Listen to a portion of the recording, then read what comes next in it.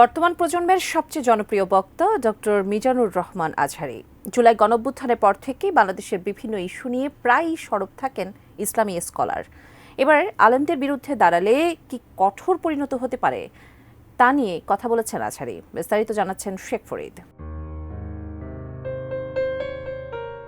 Islamic বক্তা doctor Mizanur Rahman আজহারীর তাফসির মাহফিলকে ঘিরে ময়মনসিংহের ধর্মপ্রাণ মানুষের ঢল নেমেছে। 15 ফেব্রুয়ারি নগরীর ঐতিহাসিক সার্কিট হাউস ময়দানে আয়োজিত মাহফিলে প্রধান বক্তা হিসেবে উপস্থিত হয়েছেন তিনি। এই মাহফিলকে সফল করতে বিএনপি ও জামায়াতে ইসলামী সহ বিভিন্ন আইন শৃঙ্খলা বাহিনী তৎপর ছিলেন। এছাড়া মাহফিলে 2 লাখ বর্গ ফুটের প্যান্ডেল ছাড়াও 16 একর সার্কিট হাউস মাঠে উপচে পড়া মানুষের ঢল নামে আশপাশের পার্ক ও সড়কগুলোতে।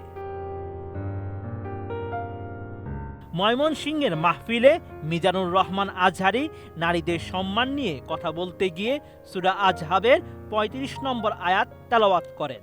সূরা আহজাবের 35 নম্বর আয়াত, এবং এই আয়াতে পুরুষের পাশাপাশি নারীদেরকেও আল্লাহ তাআলা স্পেশাল গুরুত্ব দিয়েছেন। অনেকে বলে ইসলাম নারীদেরকে ঠকিয়েছে, নারী পুরুষ নাকি সমান না।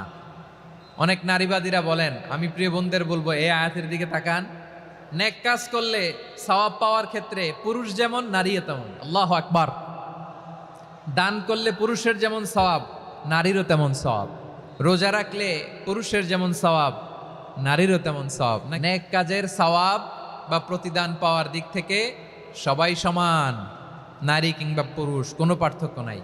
টানা 7মবারের মতো বেস্ট টিস্যু পেপার ব্র্যান্ড হিসেবে স্বীকৃতি পেয়েছে বসুন্ধরা টিস্যু। আলেমদের বিরুদ্ধে দাঁড়ালে কি পরিণতি হতে পারে তা নিয়েও কথা বলেন জনপ্রিয় এই আলোচক। খবরদার, আলেমদের বিরুদ্ধে দাঁড়াবেন না। আলেমদের পক্ষে থাকলে আপনার জীবন উজালা করে দিবে কে? কুন আলিমান আও মুতাআল্লিমান আও মুত্তাবিআন আও মুহিব্বান ওয়ালা তাকুনিল খামিস ফাতাহলিক। হয় আলেম হও, নয় আলেমের ছাত্র হও, নয় আলেমকে মহব্বত করো, নয় আলেমকে সাপোর্ট করো। এই 4টা করো, 5 নাম্বার হয় না, আলেম বিদ্বেষী হয় না, তাহলে দুনিয়াও শেষ, আখিরাত শেষ। চিল্লায় বলো ঠিক কিনা? খবরদার, নিজেকে ইসলামের বিরুদ্ধে দাঁড় করাবেন না। এদেশের আসল পরিচয় ইসলাম। এছাড়া রাজাকার শব্দটা এখন একটা অ্যাওয়ার্ড হয়ে গেছে বলে মন্তব্য করেন আজহারী। পরিস্থিতি পাল্টে দিতে আল্লাহর সময় লাগে না। চিল্লায় বলে ঠিক কিনা? আমাদেরকে বলে মৌলবাদী। আমরা আসল কথা বলি, ভালো কথা বলি, দেশপ্রেমের কথা বলি, আমরা জনগণের কথা বলি, আমরা মা মাটি ও মানুষের কথা বলি, আমরা ইসলামের কথা বলি, আমরা দেশের সমৃদ্ধির কথা বলি। এজন্য আমাদেরকে বলে মৌলবাদ। আবার আমাদেরকে বলে ধর্ম ব্যবসায়ী। আছে না নাই? আমরা ধর্মের সত্য কথা প্রচার করি, যেটা দেশের ভালো, জনগণের ভালো, সেটা উপস্থাপন করি, আমাদেরকে বলে ধর্ম ব্যবসায়ী। আমার প্রিয় ভাইরা, যারা ইসলামের কথা বলে, যারা কোরআনের কথা বলে, এরা ধর্ম ব্যবসায়ী নয়। ইসলাম নিয়ে আজহারী জানান, ইসলাম ছাড়া অন্য কিছু আমরা মানি না, মানবো না। চিল্লায় বলতে হবে ঠিক কিনা? ইসলাম বিরোধী কোনো মতবাদ আমরা মানবো না। চিল্লায় বলেন ঠিক কিনা? ইসলাম আছে, ইসলাম থাকবে। যারা ইসলামকে মাটির নিচে গেড়ে ফেলতে চায়, ওরা জানে না ইসলামের ধর্ম কি।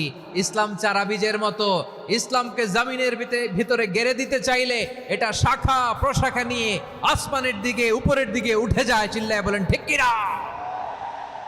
এছাড়াও স্বামী স্ত্রীর সম্পর্ক কিসের উপর নির্ভর করে তা নিয়েও কথা বলেন তিনি। স্বামী স্ত্রীর সম্পর্ক কিসের উপর টিকে থাকে বলেন তো? হ্যাঁ, বিশ্বাসের উপর টিকে থাকে। স্বামী স্ত্রীর সম্পর্ক টিকে থাকে বিশ্বাসের উপর। আচ্ছা, পার্টনারশিপে যারা ব্যবসা করেন, পার্টনারশিপের বিজনেস, এটা টিকে থাকে কিসের উপর? বিশ্বাসের উপর। এই জগৎটাই চলে বিশ্বাসের উপর।